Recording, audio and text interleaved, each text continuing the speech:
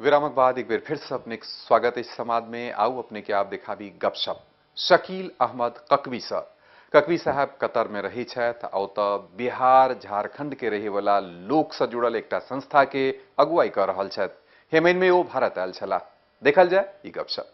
नमस्कार, सोजा सोजी गपशप में आइ हमरा संग छथि श्री शकील अहमद ककवी जी।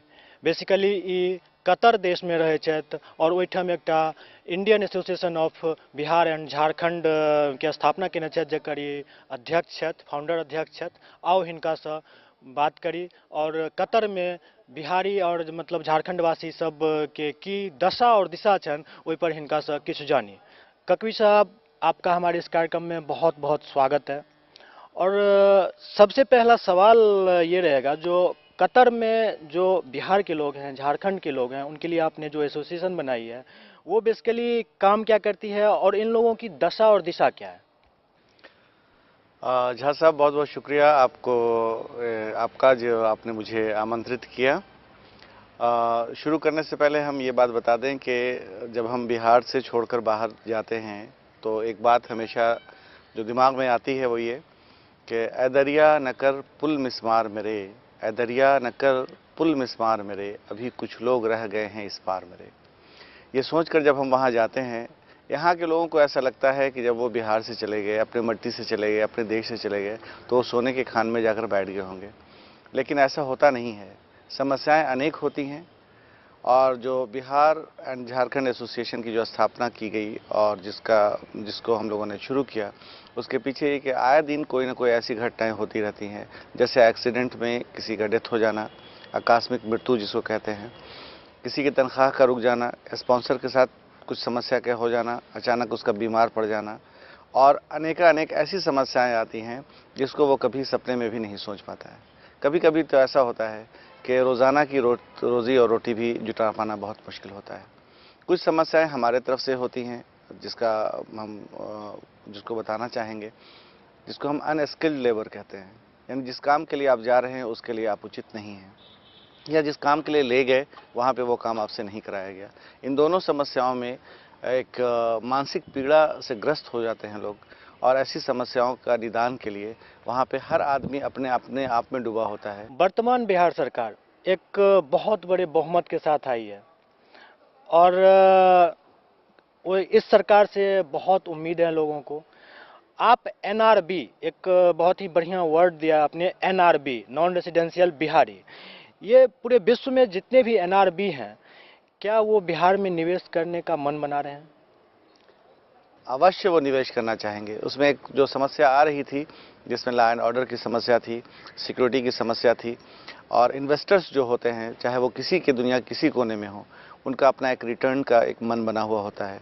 तो उसमें कुछ जो रोल इन्वेस्टर्स का होता है और कुछ वो रोल जो सरकार का होता है। हम समझते हैं कि मौजूदा सरकार की ओर से जो सुविधाएं दी जा रही हैं, उसमें हर बिहारी और दूसरे लोग भी चाहेंगे कि बिहार के उत्थान के लिए अपना निवेश करें।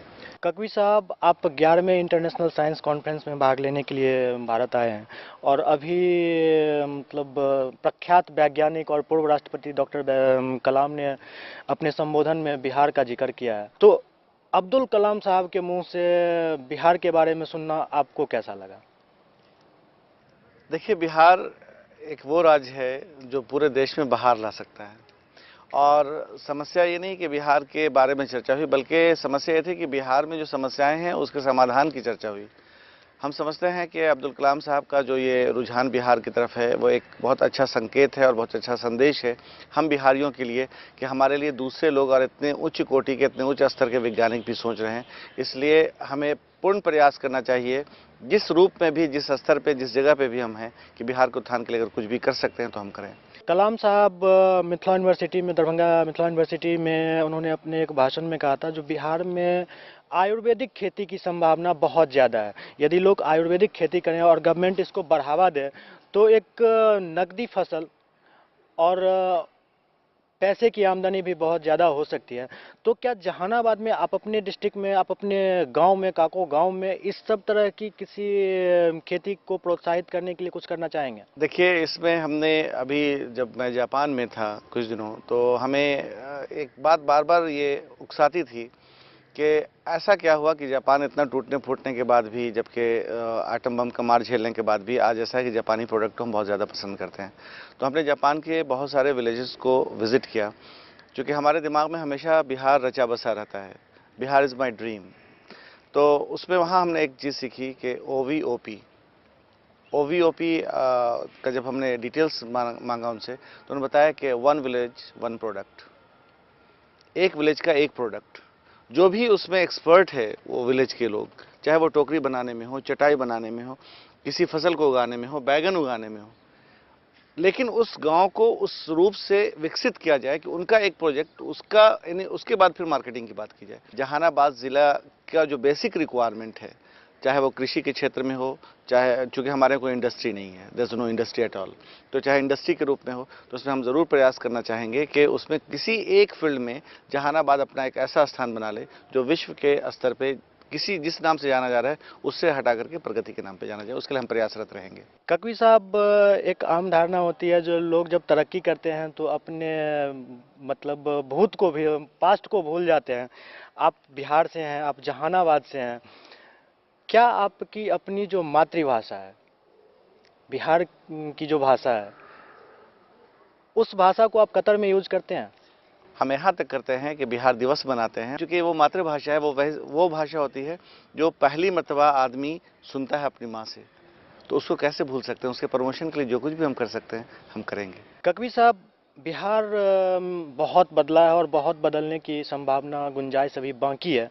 यदि आपसे 3 सुझाव मांगे जाए जिसमें आप बदलाव बहुत जल्द चाहते हैं, तो वो कौन सा आइडिया होगा? पहला तो शिक्षा, एजुकेशन फॉर ऑल, उसको 2 लाइन में हम बताना चाहेंगे कि जिनके पास शिक्षा है वो ज़्यादा शिक्षित हो रहे हैं, जिनके पास अच्छे स्कूल हैं वो अच्छे स्कूल में जा रहे हैं, और जिनके पास शिक्षा नहीं है वो अशिक्षित ही रह रहे हैं और वो नीचे की दशा और ख़राब हो रही है। तो एजुकेशन फॉर ऑल, उसके जो स्टेप्स हैं we have planned already, and हम बहुत जल्दी ही प्रयास कर रहे हैं कि इसको किसी तरह से हम बिहार सरकार को पूरे प्रोजेक्ट के रूप में दें।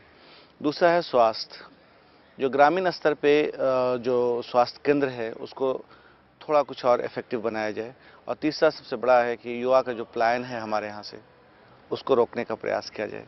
इसलिए कि जब मैं पटना से एक ट्रेन से किसी लंबे दूरी के सफ़र में था, वो केरला के रूट पे, तो पता नहीं हमारा दिल चाहता है जब भी मैं बिहार जाता हूँ तो हर चीज़ को बहुत ही बारीकी से देखता हूँ, चूँकि बिहार के लिए दिल हमारा धड़कता है। तो हमने जब देखा कि आगे की 2 बॉगियाँ ठसाठस भरी हुई थी और ऐसे नौजवान, ऐसे गठीले नौजवान कि देखकर उनकी जवानी पे भी रश्क आ रहा था मुझे। हमने पूछा उनसे कि कहाँ जा रहे हो, तो उन्होंने कहा कि रोटी कमाने जा रहा हूँ। तो दिल मेरा बहुत भर आया कि क्या बिहार की मिट्टी में इतना भी दम नहीं है कि अपने सुपूतों को रोटी पहुँचा सके। तो अगर ये दर्द है हमारा कि अगर हम प्लान को रोक सकें, और जो अगर वो घी और रोटी के लिए जा रहे हैं तो हम अगर उन्हें सूखी रोटी उनके घर पे हम दे सकते होंगे तो ये बहुत बड़ा काम होगा। इसके लिए हमारा अंतिम रक्त का बूंद भी गिरवी रख करके हम उनके लिए कुछ करना चाहते हैं।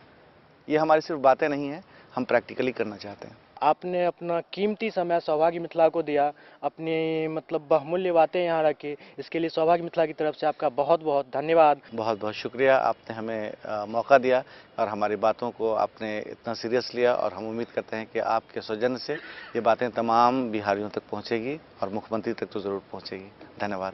अई गपशप के संग समादक आजुक अंक अपने सब विदा चाहे तेज चले चले देखू हमार पता, ताकि अहूँ सब अपन समाद पठा सकी। अहूँ बन सकै छी अपन गाम नगर के समदिया।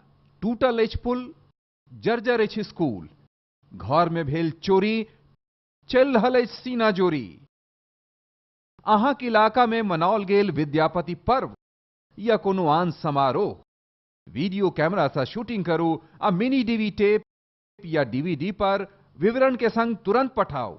अहाँक नामक संग अहाँक पठाओल समाद कार्यक्रम में जरूर चलत। हमरा लोकनिक पता अछि, समाद सौभाग्य Mithila TV A6/1 Mayapuri phase 1 नई दिल्ली। जँ अहाँ लोकनि के आर कोनो जानकारी चाही तो हमरा लोकनि के फोन करू। हमरा सबक नंबर अछि 9654186001 9654186004। समादक ई अंक भेल शेष, अगिला अंक में फिर अपने सब भेट हैत। अनुमति देल जाय। नमस्कार।